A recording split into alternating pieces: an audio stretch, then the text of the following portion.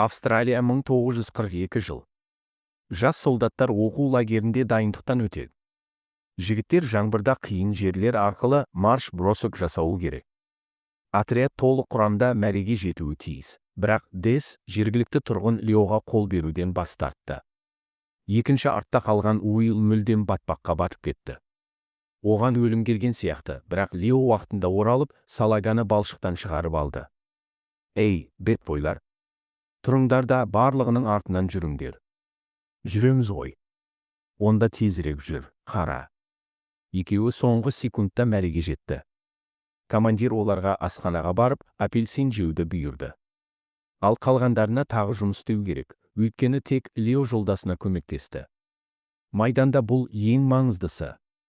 Дес жергілікті тұрғынды одан сайын жек көре бастады. Жастарды қарумен жұмыс істеуге, тұзақ қоюға және граната лақтыруға үйретуді жалғастырды. Күндер осылай өтті. Бүгін солдаттарды пышақпен тыныш өлтіруге үйретеді. Жігіттер түсініп, айқайлап шабуылға шықты. Мен тыныш деп айттым ғой, идиоттар. Тағы бір рет. Дес шынтағымен Уиллдің мұрнын сындырды. Лео ойланбастан оған жұдырықпен ұрды. Екеуінің арасында төбелес басталды. Дес пышақ пайдаланбақшы болды, бірақ Лео оны қарусыздандырып, су астында жоғалып кетті. Ол мүлдем жоқ болды. Мүмкін қолтырауын тартып кеткен шығар. Лео дереу медпунктке сұранып кетті. Кез келген салаганың сүйікті орны, өйткені тек сонда олар жас медбикелермен сөйлесе алады. Болашақ жауынгерлердің арасында тағы бір қызықты кейіпкер бар, есірік Стэн. Дес Леоға расистік қалжыңдар айтып тұрады, ал оған өзі қиын. Ол ақ солдаттардың жалақысының 1/3 ғана алады. Өзіңді менен жақсы санайсың ба, Дес? Мен білемін. Бірақ бүгін саған жамбаспен ұрдым. Дес қайтадан төбелесуге дайын болды, бірақ оны тоқтатты. Түнде Лео Уиллді ертіп медбикелерге барды. Олар қыздармен жағымды уақыт өткізді. Бір-біріңді қорғаңдар, жақсы ма? Біраз уақыт өтті, солдаттар Тимор теңізінің ортасында кемеде ілулі тұр. Лео өте қобалжиды. Оған қайтадан бірнеше жыл бұрын қайтыс болған кіші інісі түсіне келеді. Кенет әуе дабылы туралы сирена гуілдеді. Біздіңдер жойғыштарды оңай түсіреді деп ойлады немқұрайлы Дес, бірақ жігіттер күшті соққы сезінді. Содан кейін тағы бір торпеда тиген. Аман қалғандар корветпен бірге суға батпауға тырысады. Лео досын құтқарып көмек шақырды. Үстерімен жапондық зері ұшып, пулеметтен оқ жаудырады. Лео досымен қираған бөлікке шығып, айналаны шолды. Суда ондаған мәйіт жатыр. Ер адам Уиллді құтқарып, есіне келтірді. Артында өртенген кеме суға батты. Қазір Лео кейбір заттарға сүңгіп, Уиллдің бәрін жинауы керек. Тақыр мұртты әлі ұшақтарға оқ атып жатты. Кенет акула жүзбе қанатын көрді. Жыртқыш оны су астына сүйреп әкетті. Лео қауіпті білмейді, сондықтан пайдалы заттар жинауды жалғастырады. Кенет судан Томми шықты. Жолаушылар саны бір адамға көбейді. Томми кеменің батқанын енді түсінді. Аман қалғандар оғаш дыбыс естіді. Қасқыр сияқты естіледі. Алыстан өздеріңкі жауап берді. Бұл бұзылған әуе сиренасының дауысы екен. Біздің кейіпкерлерге тағы бір плот жақындады. Бұл жігіттерді жапондар атқылаған, бірнешеуі жараланған. Өкінішке орай, дәрі және морфий ешкімде жоқ. Добротный, сендерде плот бар, жігіттер. Бізді қосыңдар. Бірге болайық. Шығыңдар. Іші жараланған Бобби айқайлай бастады. Кемеде 200 адам болған. Тек осылар ғана аман қалды ма? Теңізді қою тұман басты. Уилл қорларды есептеді. Бір пулемет, 3 граната, шабдалы консервісі, бензин канистрі, пышақ және 2 сигналдық ракета. Бірақ бір тамшы су жоқ. Басты мәселе теңіз тұманы. Ол күндер бойы тұруы мүмкін. Жел жоқ, оны таратуға. Ток оларды іздеу орнынан алыстатып барады. Екінші жағынан плот үйлеріне қарай жылжиды. Рас, ең жақын аралға 300 шақырым. Херас 2, біз сонда ескек есіп жетеміз. Моторлы қайықпен ше. Неге круиздік лайнермен емес, Коннор, ақмақтар. Бізде моторлы қайық жоқ қой. Міне бір. Жақын жерде моторлы қайық тұрған шығар, бірақ ешкім жүзуге құлшынбайды. Кенет акула шығып, Боббидің аяғынан ұстап, су астына сүйреді. Солдаттар көздеріне сенбейді. 10 секундтан кейін Бобби қайта шықты. Ол өмір үшін күресіп, акуланы сиренамен ұрады. Содан қайта жоғалды. Келесі жолы Боббидің жоғарғы бөлігі ғана шықты. Ер адам белінен қақ бөлінген. Бұл ақ акуланың ұрғашысы дейді Лео, ұзындығы 6 метр шамасында. Ол тыныш сөйлеп, қозғалмауды кеңес берді. Акуланы тек қан және қозғалыс қызықтырады. Ол теңіз жыртқыштары туралы көп біледі, өйткені біреуі кіші інісін жеп қойған. Томмидің басынан қан тамып, суда ериді.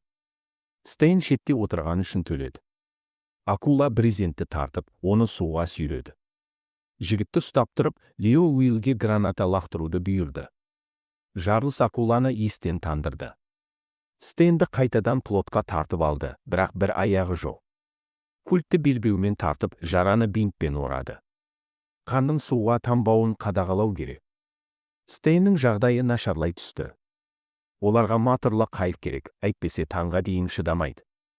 Лео аяғын суламай жетемін деп ойлайды. Ер адам арқан байланып, жақын бөшкелерге секірді. Келесі нүктеге жету мүмкін болмады. Лео суға түсті, бірақ тез түзетті. Ол оны сөзсіз жейді. Тыныш, Дес. Әрі қарай қиынырақ. Акула батылды күтіп, аяғынан ұстағалы тұрды. 1 секундтан кейін акула тұмсығын шығарып, Леоның басын тістемекші болды. Бақтымызға орай, Дес оған оқ жаудырып, жыртқышты қуып жіберді. Тек бір секіру қалды, Лео моторлы қайыққа жетті. Оны арқанмен орап алды. Қалған солдаттар оны өздеріне тартты. Акула Леоны қуған үшін тағы бір граната жарды. Ер адам ақыры өздерінікіне оралды. Өкінішке орай, бәрі бекер. Отын құбыры бұзылған. Мотор іске қосылмайды. Сирена акуланың жүзбе қанатында қалып қойған, сондықтан солдаттар оның жақындағанын ести алады. Стейн. Бақытсыз гранатаны денесімен жауып, жолдастарын құтқарды. Дес кінәсін мойындамай, Стейннің қалдықтарын теңізге тепкіледі. Лео қатыгезге тап берді. Олар Стейннің ішек қарынның үстінде төбелесті. Тынышталып, Лео аман қалғандарға шабдалыны бөлуді ұсынды. Бірақ банка бұрын ашылған екен. Сендердің қайсың, қарғыс атқыр ақымақтар, барлық шабдалыны жедіңдер. Томми басын қатты соғып алған, сондықтан істегенін жаман санамайды. Солдатты жара және шөл мазалайды. Леоның өз зәрінің ішу идеясы ұнады. Міне есірік ақымақ. Бұл есірік ақымақ сенен бірнеше күн артық өмір сүреді. Дестің мазағына қарамастан, Лео өзінің сілекейін бір жұтымда ішті. Мен ешқашан өз зәрімді ішпеймін. Қандай сергітеді. Жігіттер қалай бет бұрса да, Леоның үлгісіне ерді. Рас, зәрді қайта құсты. Кенет осы сәтте қатты жаңбыр жауа бастады. Оларға аз ғана шыдау қалды. Лео ұйықтап, плоттың шетінде оянды. Оған інісі елестеді. Бала Леоға қол созып, ақыретке шақырды. Бірақ алдымен Томми сонда баруға тиісті болды. Акула сәтті пайдаланып, тағы бір австралиялық етті су астына сүйреді. Көп ұзамай Леода сандырақ басталды. Ол шетке барып суға құлады. Қайтадан інісіне қол созды, бірақ жолдастары оны қайтарып алды. Уилл досын ақылға шақырады. Оның көмегінсіз ол шыдамайды. Кенет үстермен ұшақ гүлдеді. Дес қол бұлғады. Тедди сигналдық ракетаны пайдаланды. Өкінішке орай, бұл жапондық жойғыш еді. Ол Теддиге бірнеше қосымша тесік жасады. Ұшқыш мұнымен тоқтамайды. Ол бұрылып, қайтадан плотқа беттеді. Бұл жолы Лео жауап оқ жаудырды. Қалғандары суға секірді. Мерген ішіне жараланды. Уилл Дестің жолдасын итеріп, акулаға жеметкенін көрді. Екеуі плотқа оралды. Теңізде жау ұшағы құлады. Лео оны атып түсірді. Уилл Дестің Теддиді тірі қалған еткенін айтты. Лео қайтадан қатыгезге тап берді. Уилл кездейсоқ оны суға итерді. Акула дайын тұрды және Дестің денесін қатты талады. Бірақ Уилл мен Леоның күшімен ол аман қалды. Дес Теддимен істеген үшін кешірім сұрады. Өз өлуін келмейді. Кенет Уилл күн сәулесінде ер адамның силуетін көрді. Бұл топпен австралиялықтарға жеткен аман қалған жапон еді. Ең қобалжытатыны, қолында катана бар. Дес Уиллге граната лақтыруды кеңес берді. Бірақ ұшқыш қылышын суға лақтырды. Жігіт жапонның берілгенін ойлады. Бірақ бекер. Самурай алғашқы мүмкіндікте оларға тап берді.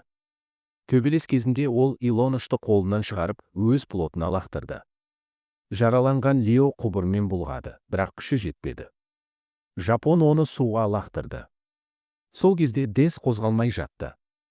Ұшқыш Уиллді суға батырмақшы болды, бірақ ол бомбамен қорғана алды. Дегенмен жапон басым.